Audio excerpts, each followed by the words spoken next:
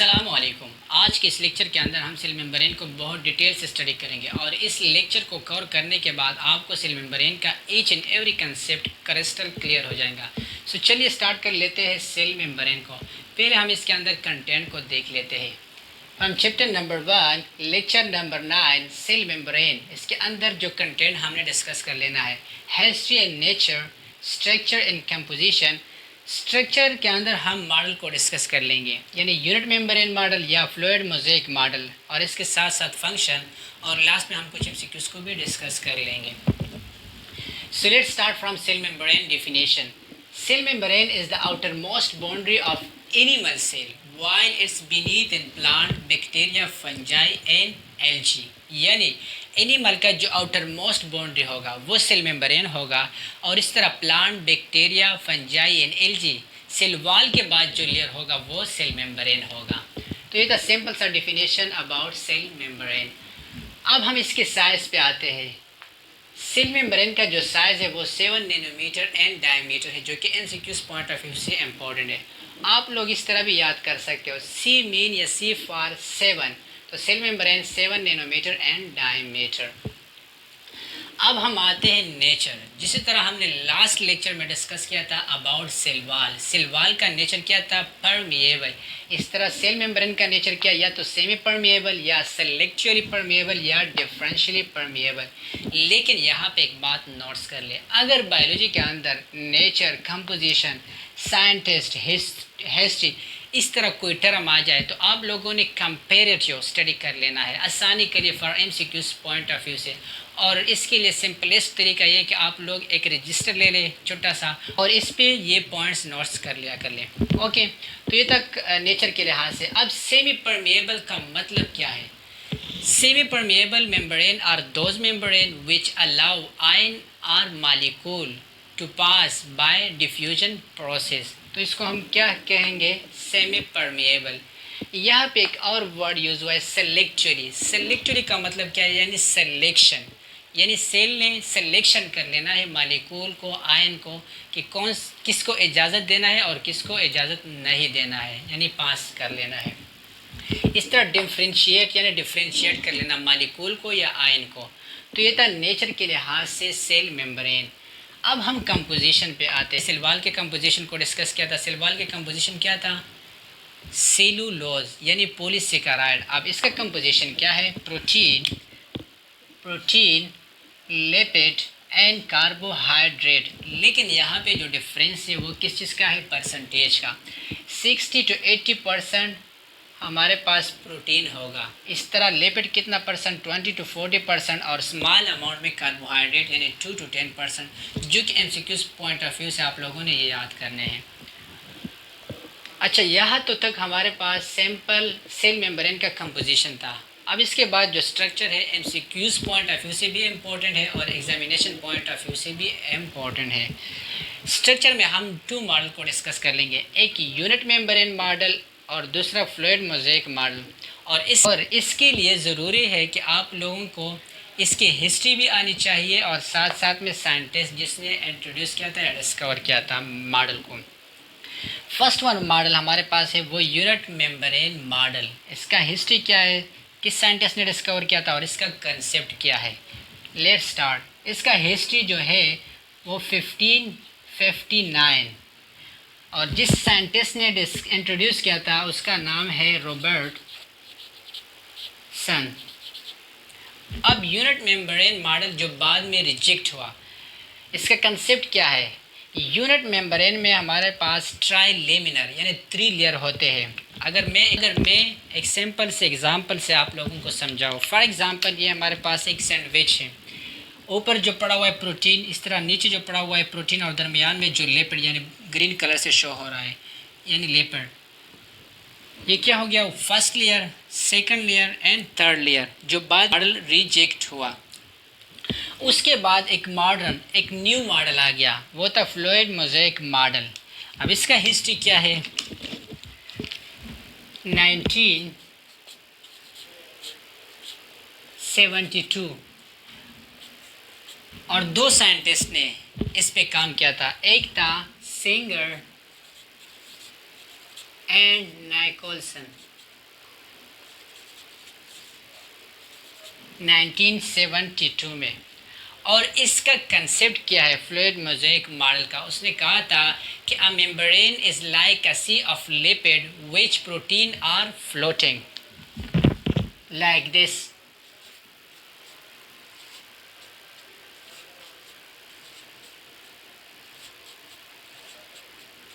ठीक है, यानी प्रोटीन क्या कर लेता है? फ्लोटिंग कर लेता है। तो ये था फ्लूइड मोज़ेक मॉडल के बारे में कंसेप्ट, और इसको बाद में नाम दिया गया lipid by layer. Structure zoom करके डिस्कस कर लेना है, जिस तरह हमने फ्लूइड मोज़ेक मॉडल में डिस्कस किया था कि ये लिपिड बाय लेयर है। अब लिपिड बाय लेयर का मतलब क्या है? ये एक लिपिड लेयर हो गया, ये दूसरा लिपिड लेयर हो गया, और इनके बिटवीन कोलेस्ट्रॉल, तो ये लिपिड बाय लेयर हो गया। और जिस तरह हमने कंपोजिशन में डिस्कस किया था कि ये किस चीज़ से मिलकर बना है? Protein, lipid and carbohydrates. अब हमने लिपिड्स की तो बात की, अब आता है प्रोटीन की। दो किस्म के प्रोटीन होते हैं, एक इंटीग्रल प्रोटीन और दूसरा extrinsic, which is also known as peripheral proteins. Integral protein is also known as intrinsic.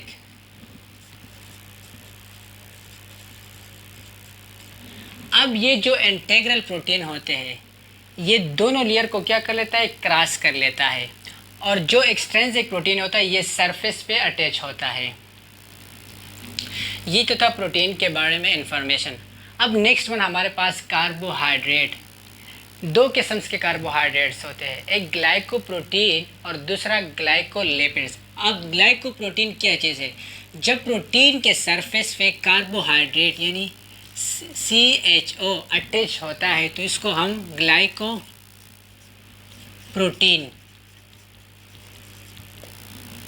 और जब लिपिड के सरफेस पे CHO यानी कार्बोहाइड्रेट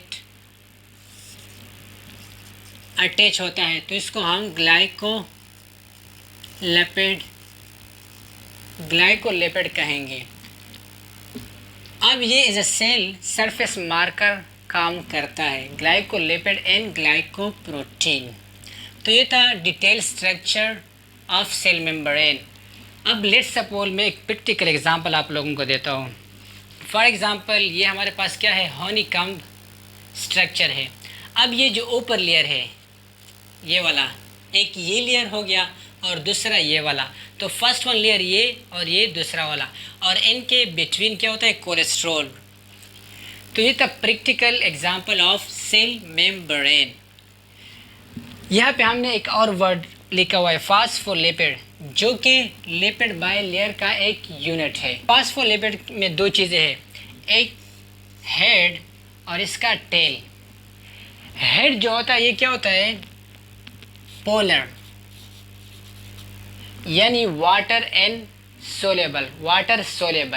पोलर क्या होता है? वाटर सोलेबल होता है। और ये हाइड्रोफिलिक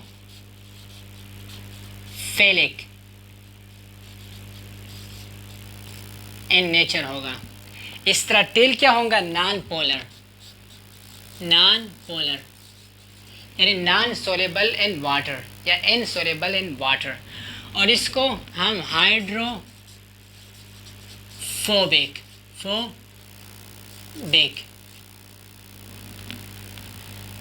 अच्छा, hydro mean water, feeling mean loving, यानी वाटर लविंग होता है। और hydro mean water, phobic mean hating, water hating होता है टेल। तो ये था जनरल इंफॉर्मेशन अबाउट फास्फोलिपिड। अब इन चीज़ों को हम डिटेल से स्टडी करेंगे उधर टेबल के फॉर्म में। चलिए वो सब स्टांस जो उधर हमने स्ट्रक्चर में डिस्कस किया, लिपिड यानी फास्फोलिपिड, इस तरह कोलेस्ट्रॉल को, प्रोटीन को, ग्लाइकोप्रोटीन एंड ग्लाइकोलिपिड को हमने उधर डिटेल से स्टडी किया। अब इधर इसके फंक्शन पढ़ेंगे। अच्छा, फर्स्ट वन लिपिड यानी फास्फोलिपिड, इसका फंक्शन क्या होता है? कांस्टेंट परमिएबल, यानी कंटिन्यूसली क्या कर लेता है? पास कर लेता है मॉलिक्यूल को। दूसरा इसका क्या फंक्शन है, नॉन पोलर जो मालिक्यूल होते हैं उसको इजीली पास कर लेते हैं। ये था फॉस्फोलिपिड का फंक्शन। अब इसके फ्लूइडिटी कुछ फैक्टर है, लेकिन फैक्टर से पहले हम कोलेस्ट्रॉल को डिस्कस कर लेते हैं। अब कोलेस्ट्रॉल का फंक्शन क्या है, मेंटेन सेल फ्लूइडिटी। सेल का जो फ्लूइडिटी होता है वो क्या कर लेता है, मेंटेन कर लेता है कोलेस्ट्रॉल। अब हम इसके फैक्टर पे आते हैं। लेट्स सपोज इसके दो फैक्टर है, एक टेम्परेचर है, एक टेम्परेचर है और दूसरा फैटी एसिड। जब हम टेम्परेचर को इंक्रीज कर लेता है, क्या कर लेता है, इंक्रीज, तो हमारे पास जो फैटी एसिड होता है वो अनसैचुरेटेड फॉर्म में चला जाता है, मींस लिक्विड फॉर्म में। और जब लिक्विड फॉर्म में चला जाता है तो इसकी फ्लूइडिटी क्या होगा, इंक्रीज। लेकिन जब हम टेम्परेचर को डिक्रीज कर लेते हैं, क्या कर लेते हैं, डिक्रीज, जो तो फैटी एसिड सैचुरेटेड फॉर्म में चला जाता है, यानी करीब इसके मालिक्यूल आते, फ्रीज होता है, तो इसकी वजह से जो फ्लूइडिटी होता है वो क्या होता है, डिक्रीज। अब फ्लूइडिटी इंक्रीज या डिक्रीज होना, ये हमारे लिए क्या प्रॉब्लम है, लेकिन इसका अल्टीमेट सोल्यूशन क्या है, कोलेस्ट्रॉल, जिसके बारे में हमने कहा कि इसका काम क्या होता है, मेंटेन सेल फ्लूइडिटी। अगर टेम्परेचर इंक्रीज या डिक्रीज होने की वजह से इस पर इफेक्ट होता है तो उसके लिए कोलेस्ट्रॉल क्या काम कर लेता है, एज अ होमोस्टेसिस, यानी इसको मेंटेन कर लेता है। ओके, अब नेक्स्ट वन हमारे पास क्या है, प्रोटीन। प्रोटीन दो किस्म के होते हैं, एक एक्सट्रिंसिक प्रोटीन और दूसरा इंट्रिंसिक प्रोटीन। अब इसका फंक्शन क्या है, help and transport of large molecule, water soluble या पोलर मालिक्यूल। अब इसका काम क्या होता है, transportation of large molecule. For example अगर हम स्ट्रक्चर में फिर से डिस्कस कर ले, लार्ज मालिक्यूल से हम लेते हैं CO2 या ऑक्सीजन। अब प्रोटीन का काम क्या होता है, ट्रांसपोर्टेशन। अब इस यानी इंटीग्रल प्रोटीन या एक्सट्रिंसिक प्रोटीन के थ्रू इसका क्या होता है, ट्रांसपोर्टेशन। तो ये इजीली पास होता है, क्यों, वो इसलिए कि हमारे पास polar non polar in nature है। जिस तरह हमने फॉस्फोलिपिड में डिस्कस किया, जो हमारे पास नॉन पोलर होते हैं वो इजीली पास होते हैं, तो ये हमारे पास जो लार्ज मालिक्यूल होते हैं यानी नॉन पोलर, ये इजीली पास होते हैं, या वाटर सोलेबल या पोलर मालिक्यूल। अब पोलर मालिक्यूल या वाटर सोलेबल, जो पोलर मालिक्यूल होता है वो थोड़ा डिफ़िकल्ट वे से पास होता है। इसका रीज़न क्या है, लेट्स सपोज यहाँ पे हमने पोलर मालिक्यूल को पास कर लेना है, एमिनो एसिड ले लें, इस पे चार्जेस होते हैं, या वाटर को। अब अगर इस एमिनो एसिड या वाटर को हमने पास कर लेना है प्रोटीन्स के थ्रू, तो ये डिफ़िकल्ट है। तो इसके लिए एक प्रोसेस होगा, और प्रोसेस कौन सा प्रोसेस होगा, एक्टिव प्रोसेस, एक्टिव प्रोसेस। अब जब एक्टिव प्रोसेस होता है तो एक्टिव प्रोसेस में एटीपी कन्वर्ट होता है एडीपी में, और यहाँ पे एनर्जी रिलीज होता है, और इस एनर्जी के थ्रू ये जो पोलर मालिक्यूल होता है ये क्या होता है, ट्रांसपोर्ट होता है। तो ये था transportation of large molecule, water soluble and polar molecule के बारे में। इस तरह एंजाइम्स भी क्या होता है, ट्रांसपोर्ट होता है। और स्केलेटन के बारे में एक और इन्फॉर्मेशन मैं आप लोगों को बताऊँ, इसका काम क्या होता है। जिस तरह आप लोगों ने देखा होगा अम्ब्रेला, अम्ब्रेला में जो स्टिक्स होते हैं उसका काम क्या होता है, उसको एक्सटेंड कर लेता है, मतलब उसको कवर कर लेता है। तो ये था साइटोस्केलेटन के बारे में। लास्ट में हमारे पास जो रहता है वो है ग्लाइकोप्रोटीन एंड ग्लाइकोलिपिड। ये वाला, ये ग्लाइकोप्रोटीन हो गया, और रेड फॉर्म में जो शो किया हुआ ये ग्लाइकोलिपिड्स। अब इसका फंक्शन क्या है, ये दोनों as a cell surface marker use होते हैं। ग्लाइकोप्रोटीन का जो फंक्शन है वो as a receptor molecule use होता है, और जो ग्लाइकोलिपिड का फंक्शन है वो इन्वॉल्व इन सेल रिकॉग्निशन, यानी बाहर से जो पैथोजन आता है उसके अगेंस्ट ये काम कर लेता है ग्लाइकोलिपिड, यानी इसको रिकॉग्नाइज कर लेता है। इनके जनरल फंक्शन डिस्कस कर लेंगे। तो फर्स्ट वन हमारे पास maintain cell shape, next one transport of material. तो ये जनरल फंक्शन था of cell membrane, maintain cell shape, यानी सेल की जो शेप होता है उसको मेंटेन कर लेता है और ट्रांसपोर्ट ऑफ मटेरियल कर लेता है सेल मेम्ब्रेन। अब हम जनरल एमसीक्यूज को भी डिस्कस कर लेंगे इसके साथ साथ, और इसके साथ रिवाइज भी कर लेंगे अपने टॉपिक। अच्छा, हमने स्टार्ट लिया सेल मेम्ब्रेन से, इसकी डिफिनेशन से। आउटर मोस्ट बाउंड्री होता है animal MCQs point of view से जो इम्पोर्टेंट है वो क्या था, इसके साइज यानी 7 नैनोमीटर। और आप लोगों ने सिंपल इस तरह याद करना है, सी मीन यानी सी फॉर 7। अब ये जो इम्पोर्टेंट सेकंड वन एमसीक्यू है वो क्या है, सेमी परमिएबल या सेलेक्टिवली परमिएबल या डिफरेंशियली परमिएबल। इन नेचर के लिहाज से अगर पूछा जाए कि हमारे पास सेल मेम्ब्रेन का नेचर क्या है, तो या तो सेमी परमिएबल होगा या सेलेक्टिव परमिएबल या डिफरेंशियली परमिएबल। आप लोगों को कन्फ्यूज़ करने के लिए इससे एक ऑप्शन दे सकता है। ओके, इससे कंपोजिशन भी पूछ सकता है एमसीक्यू पॉइंट ऑफ व्यू से कि प्रोटीन का कितनी कंपोजिशन यूज़ हुआ है, इस तरह लिपिड का और कार्बोहाइड्रेट का। अच्छा, स्ट्रक्चर के लिहाज से साइंटिस्ट पूछ सकते हैं, साइंटिस्ट के नेम और इसकी हिस्ट्री, यानी 2 मॉडल, यूनिट मेम्ब्रेन मॉडल और फ्लूइड मोज़ेक मॉडल के बारे में। अब जो मोस्ट इंपॉर्टेंट एमसीक्यूज है वो स्ट्रक्चर से आप लोगों से पूछ सकता है। और यहाँ पे मैंने आप लोगों की आसानी के लिए टेबल की फॉर्म में शो किया है। अब फास्फोलिपिड क्या कर लेता है, इसका कांस्टेंट परमिएबल होता है, ठीक है, यानी कंटिन्यूसली पास कर लेता है। Non polar molecule pass through easily.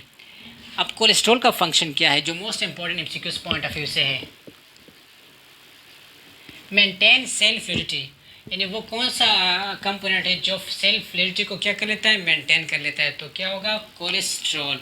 फिर इसके जनरल कंसेप्ट भी मैंने आप लोगों को बताया, टेम्परेचर को इंक्रीज़ होता है, जब टेम्परेचर इंक्रीज़ होता है तो लिक्विड फॉर्म में चला जाता है, जब डिक्रीज़ होता है तो किस फॉर्म में, मतलब इसके मॉलिक्यूल करीब करीब आते हैं। तो इसकी वजह से हमारे पास सैचुरेटेड और अनसैचुरेटेड का कंसेप्ट था।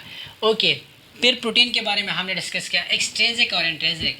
इसमें पॉसिबल एमसीक्यूज इस तरह है कि आप लोगों से पूछ सकता है कि हमारे पास वो कौन सा प्रोटीन है जो दोनों सरफेस को कवर कर लेता है, तो वो इंट्रिंसिक प्रोटीन या इंटीग्रल प्रोटीन दूसरा जो नाम है।